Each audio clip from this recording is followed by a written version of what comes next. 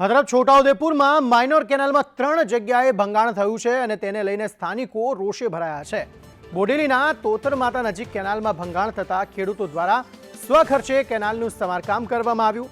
જોકે આ સમારકામના બિલોના ખર્ચ પણ કોઈ ચૂકવતા નથી, જેથી સ્થાનિકો અને ખેડૂતોમાં ભારે રોષ છે।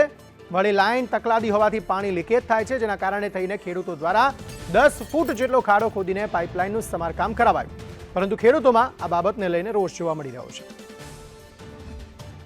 કડીલા માઇનરની પાઇપલાઇન છે, યુજીસી પાઇપલાઇન છે, એટલી બધી તકલાદી બનાવેલી છે કે જ્યારે ટેસ્ટિંગ કર્યા તે વખતે જે લીકેજ હતા તે અત્યારે 4 વર્ષ થયા, હજુ ડિપાર્ટમેન્ટ કર્યું નથી અને એ લોકો ખેડૂતો પર છોડ દે છે। ધીમે ધીમે એટલું બધું નુકસાન થવા બાજુ કે અમારે જાતે કરવું પડે છે અને તે નાનો ખર્ચ નહીં, આ તો હજારો રૂપિયાનો ખર્ચ થાય છે। જે 10-10 ફૂટની લાઈનો નીચેથી ખોદીને અમારે કાઢવી પડે અને રિપેર કરીએ છીએ। આ તો બધા આદિવાસીઓ પોતાની ખેતી બગડે છે એટલે ખર્ચ કરીને કરે છે, પોતાના ઘરનો ખર્ચ નથી ઉપાડી શકતા।